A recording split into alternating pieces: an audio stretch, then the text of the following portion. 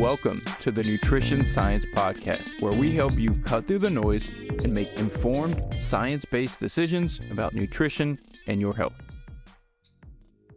How's it going, everyone? Welcome back to another episode of the Nutrition Science Podcast. I am your host, Dr. Adrian Chavez, and in this episode, we are going to be discussing glucose spikes. This is a topic that has gained a lot of popularity recently. You see it all over social media, people putting on their glucose monitors and showing how different foods impact their blood sugar. And I get so many questions about this topic. So I want to cover what it is about glucose spikes that are important. Is this something that we need to be paying attention to? Is this something that is impacting our health? And we'll talk about some of the science there. And then I'll give you some practical recommendations for what you actually need to be paying attention to when it comes to this topic, and how, in terms of lifestyle, nutrition, you can manage your glucose a little bit better. I'm not going to go into too much detail about that because I want to specifically focus on the spikes and why these are or aren't something that you need to be focusing on and paying attention to. I'll do a much more thorough episode in the future on glucose management, diabetes, insulin resistance, and all of those fun topics, because that will be more in depth and I can talk about that for quite a bit of time. Before we get started, I want to thank you all for those who have left a review. I really appreciate it. I've had many people reaching out to me directly saying that they can't leave a review on the app that they listen to the podcast on. That's perfectly fine. I appreciate the messages. I appreciate the shares on social media of the podcast, and it's really going well. And I'm really excited about it. And I'm glad to be consistently publishing episodes again. Along those lines, it really does help. And I know I haven't emphasized this a lot, but it does help if you are interested, if you got value from this show. And this is my little plug. Most of the time when you're listening to a podcast during this time, you get 10 minutes of supplement and things that you don't need, essentially. Here's a greens powder ad. Here's the glucose monitor ad, which is what we'll be talking about today. That's how podcasts continue to go. That's how they pay for the production costs. That's how they advertise the podcast. They just sell a bunch of stuff that you don't need. Now, I'm not opposed to promoting things that could be helpful for you all, but I prefer to give you accurate information, and that often leads to you purchasing less supplements, purchasing less of these unnecessary devices. And so in my case, I don't necessarily get those commissions that a normal podcast in this space that's promoting a lot of those things would. So if you have benefited from this podcast, and if you are spending less money on supplements or glucose monitors or anything like that, spending less money on various things that you might have been spending money on that you have realized you don't need, it would be extremely helpful and valuable if you said, hey, I've saved some money on these things. I've gotten a lot of value from this podcast. I want to help support the show. And that can be whatever you decide feels comfortable for you. I have a PayPal donation link in the show notes. You can click on that and you can just support the show in whatever way feels best for you. Also, like if you purchase courses or anything like that I don't promote often, but I do have a Fundamentals of Healthy Fat Loss course, all of that goes back into producing content. My goal is to use that to continue to reach more people and reach more people and reach more people, because this type of information, and I'm kind of tooting my own horn here, but practical evidence-based information really needs to get out to more people. So let's go ahead and get into the topic of the show, glucose spikes. So this has become very, very popular over the last couple of years. There's a woman who calls herself Glucose Goddess that wrote a book. I think it's like Glucose Revolution or something like that. And she claims that glucose spikes are like the key to health, like regulating glucose spikes are the key to health. So what is a glucose spike? When we eat food, when we eat carbohydrates, those carbohydrates are converted into glucose. So let's say you eat oatmeal. That oatmeal, the carbohydrates in that oatmeal are going to get broken down, converted into glucose. That's the way our body absorbs carbohydrates. Now, there's other types of carbohydrates as well, but this is the main form, is glucose. When we eat a starchy food, that gets broken down into a bunch of glucose molecules, and those get released into the bloodstream. That leads to an increase in glucose. This is how carbohydrates are transported throughout the body to be used for fuel or to be taken to areas where they can be placed into storage, like the liver and muscle tissue. This is just like traffic of people going to work. People have to get to work. There's going to be cars on the road. Okay. So glucose increasing after we eat a meal is something that is supposed to happen. This is part of how our body uses this fuel source and transports this fuel source and takes this fuel source to where it needs to go. I want to get that out the way because a lot of people have come under this impression that we have to keep glucose as low as possible. And there's only one way to do that, and that's cutting out all carbohydrates. And is that the healthiest approach? Absolutely not. And so we have to really understand the context of these things and not look at it in the way that it's being presented as, glucose is bad. Glucose is a fuel source. Fats are also a fuel source. Fats get transported in our blood the exact same way. When we have too high of levels of glucose, and this is where some of the truth of this information is when our glucose levels get too high, that can lead to damage of our tissues, our endothelial cells, which are the tissues that line our blood vessels, and that can lead to other negative health effects as well. The same happens when we have too much triglycerides in our blood. Our body is not designed to have extremely high levels of any energy source circulating throughout the blood. That means that energy source is excess. It's not being used, and that's why it's circulating throughout the blood. So when we develop type 2 diabetes, that's because those sugars don't have anywhere to go. They don't have any use because they typically represent excess energy. And if they weren't excess energy, they would get utilized or stored into glycogen. And so the chronic hyperglycemia, so this isn't a glucose spike, this is chronic hyperglycemia, is associated with many negative health outcomes. This is one of the most harmful things that can occur to our body is experiencing chronic hyperglycemia or chronic hyperlipidemia, which lipids mean fat. So hyperlipidemia equals high triglycerides, high LDL cholesterol. Any of these fat or glucose sources that are circulating in our blood in very high amounts can have negative effects on our health. That is incredibly important. And that's where some of the truth of these quote unquote glucose spikes come from, is if we're allowing our glucose levels to be very high for very long periods of time and allowing them to get really high on a regular occasion because there's nowhere, we're eating far in excess of the amount of carbohydrates that our body can use for fuel, that can be problematic. However, this is a big important however, the amount that your glucose rises after every single meal does not dictate your health outcomes. Doesn't dictate weight loss, doesn't dictate any health outcomes. There's no evidence for this. This is one of the claims, or this is the main claim that is being made around this, is getting your glucose levels down is going to have positive health effects. That the higher your glucose goes after each meal, and again, there's some truth to that, because if it's going really, really high, that means you're eating carbohydrates far in excess of what your body can use for energy.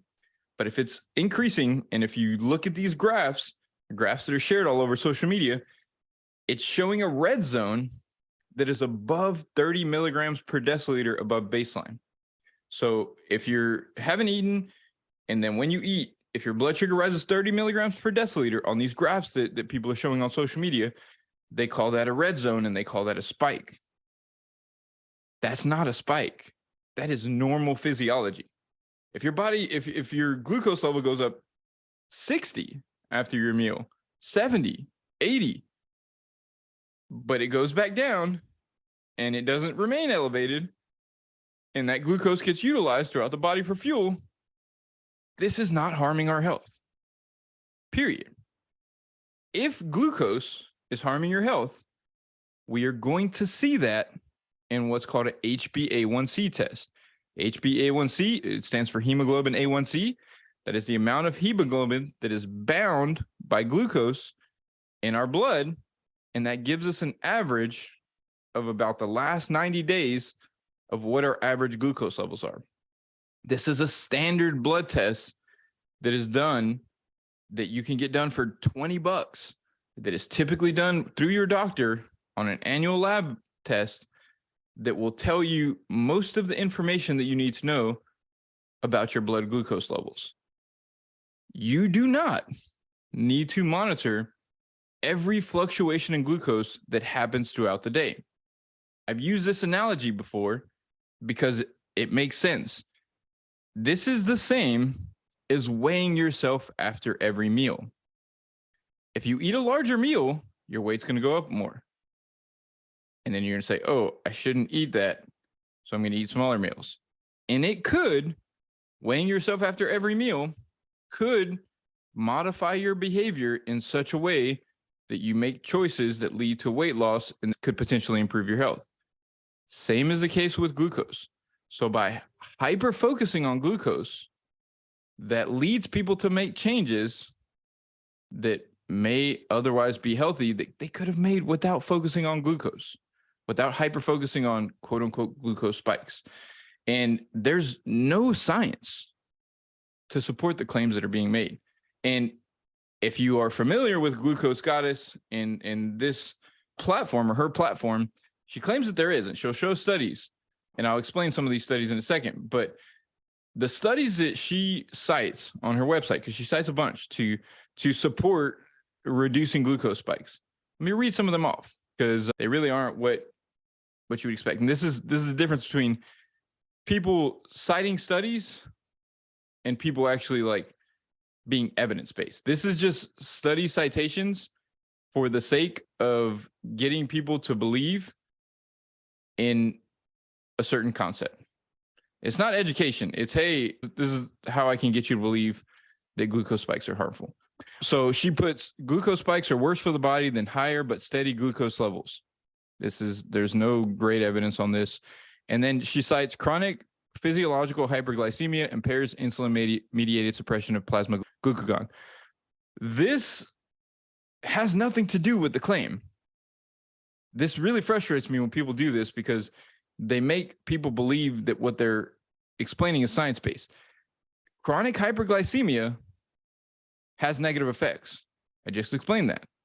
It can have negative effects because largely what's happening is there's underlying metabolic dysfunction. Your body is not able to process that glucose because there's too much energy in the cells already, and that's led to a negative impact on your metabolism.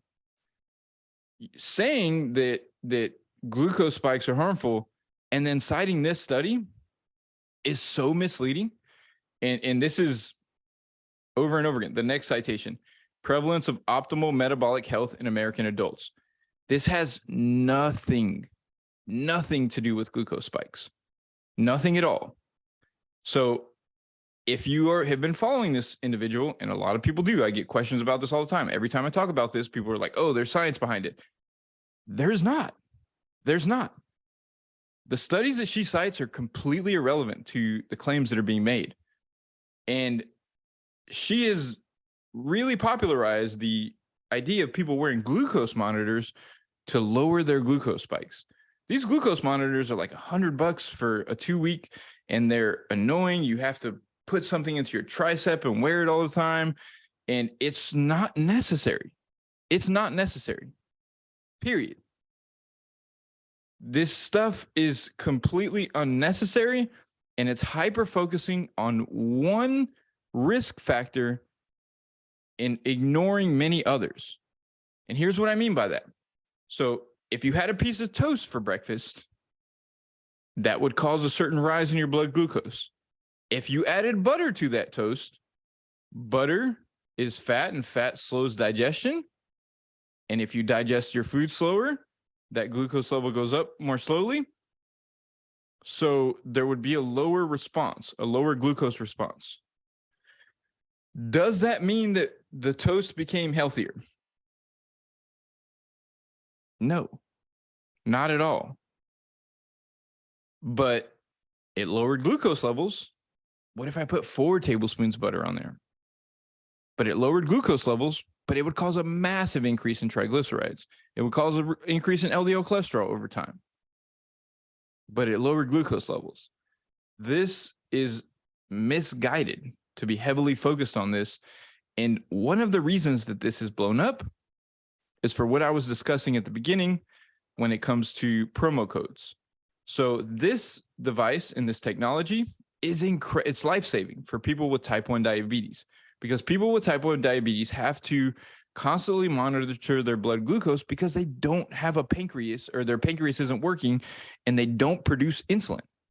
And so if you don't produce insulin, you have to put a shot in order to keep your blood glucose regulated and pump the amount of insulin that your body needs.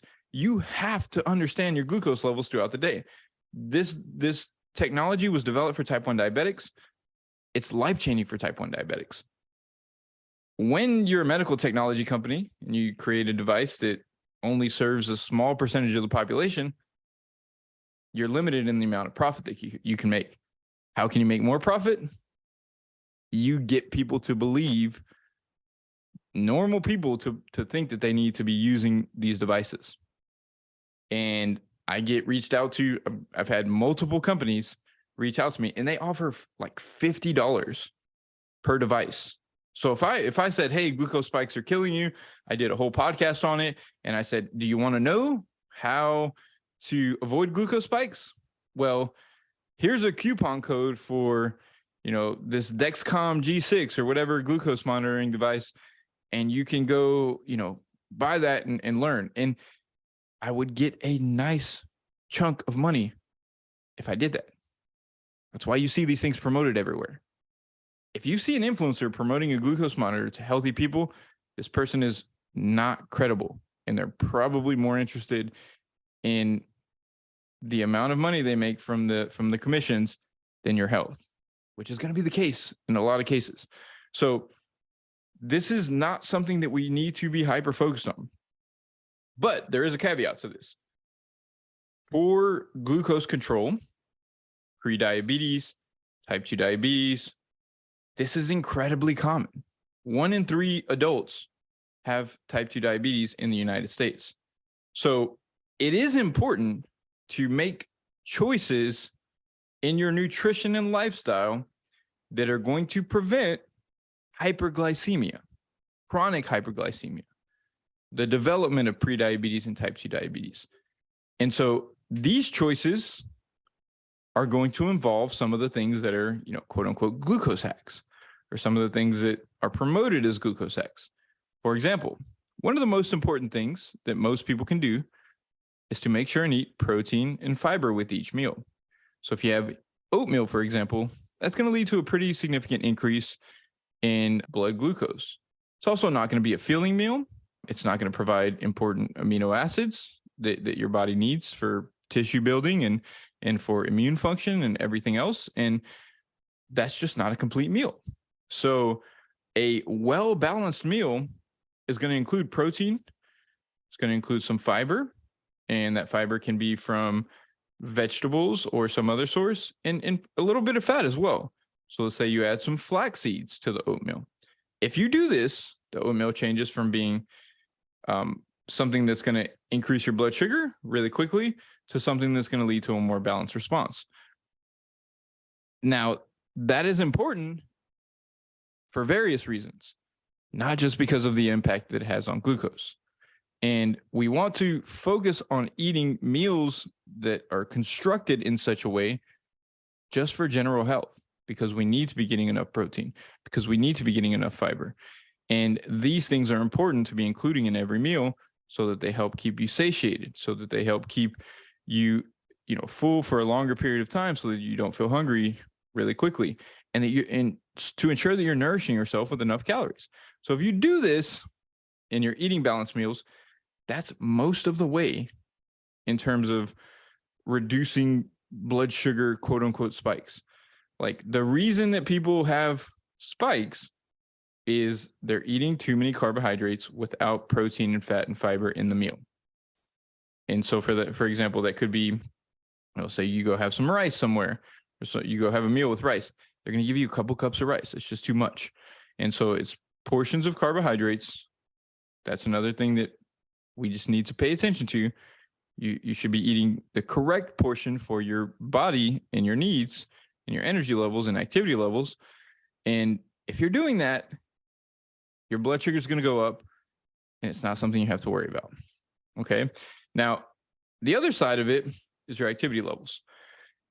One of the reasons that people will have fluctuations in blood glucose and excess hyperglycemia is just not active enough. If you're eating a certain amount and you're not active enough and there's an energy surplus, that's going to lead to negative impact on your health. It's going to lead to potentially weight gain. That's going to lead to more fluctuations in glucose levels.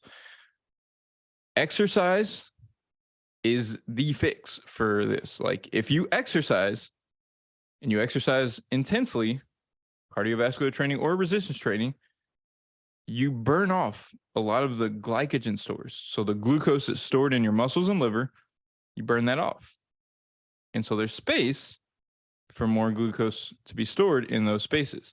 So when you eat a high carbohydrate meal, even if it's really high in carbohydrates, instead of leading to this massive increase in blood glucose that stays there for a long period of time, the glucose goes into your blood, it gets taken into the liver and muscle, and it gets put into storage, even if it's not needed at that time.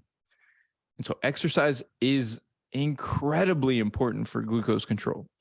And this should be where the focus is. Exercise, balanced meals, period. Eating your food in a different order, taking shots of apple cider vinegar, all of these other things are completely unnecessary for the vast majority of people. Now, there may be some value to, let's say, for example, the vinegar. There is some evidence that this can help lower fasting blood sugar a bit and help to reduce postprandial, which is after meal glucose fluctuations. I don't want to go into too much detail about this, but the only reason it reduces the post-meal fluctuations is because it interferes with carbohydrate breakdown and can lead to digestive issues for some people as a result. And so vinegar isn't something that everyone needs to be doing. What everyone needs to be doing is not eating too many calories, eating balanced meals, and exercising and moving your body. Period. If you focus there, you don't need to worry about every little glucose spike. You don't need to worry about your glucose increasing after every meal. This is not something that anyone needs to be paying attention to unless you are a type 1 diabetic or unless you are a type 2 diabetic who has lost pancreatic function where you're not producing enough insulin. And in that case, it would be something that you do want to pay a lot more attention to. But for the average person, for the millions of people who are taking this type of advice or who are being given this type of advice, this stuff doesn't matter. It really doesn't. Your glucose going up by 50 after a meal because you ate some rice is okay, as long as it's in the context of a healthy diet and a healthy lifestyle. And paying attention to that and getting hyper-focused on it and wearing a monitor and thinking that you can't let your glucose levels go 30 milligrams per deciliter over baseline is just misleading. It's designed to sell people glucose monitors. This type of information has sold tons of glucose monitors. Like this probably made these companies hundreds of millions of dollars. These influencers putting on these glucose monitors and doing this. And as I mentioned earlier, yes, some of the information that comes from this, like eating more protein reduces your blood glucose response. It's basic information. It's information that does not require focusing on glucose fluctuations. This isn't an important aspect of health for the vast majority of people. If you hear people promoting this stuff, anyone promoting this stuff, even if they have credentials, understand that they don't understand this topic, period. They don't understand this topic in the larger context. They have also been influenced by this misleading information. And this happens among lots of RDs and MDs and things like that who promote this stuff. But this is not necessary. Okay. Again, I'm going to have more detailed episodes on insulin resistance and type 2 diabetes. I just wanted to address this particular topic. I get asked about this so often. it's so popular. It continues to be popular. It continues to grow. People continue to ask more and more about it. And it really is not something that you need to be worrying about. It is a distraction from actual things that matter when it comes to your nutrition, which is most of these fads. This is going to go away in a couple of years and something else is going to replace it. I can guarantee that. So quick summary. Yes, elevated glucose levels for long periods of time can be harmful to health. Elevated glucose levels for long periods of time is indicative of underlying metabolic dysfunction. Prediabetes, type 2 diabetes, insulin resistance, these need to be addressed. Worrying about the amount that your blood sugar goes up after every single meal is misguided and unnecessary, though. And this isn't something that I recommend anyone to be hyper-focusing on. This is missing the bigger picture. And there are other things that are much more important that you could be focusing on instead of trying to minimize your glucose response to every meal. I hope this episode was helpful. I hope I don't get any more questions about this topic after this. If I do, I'm just going to direct people here because this topic has just continued to grow. And I've discussed it multiple times on my social media. And every time I get people saying, oh, well, there's science behind it. And there's not. There's just not.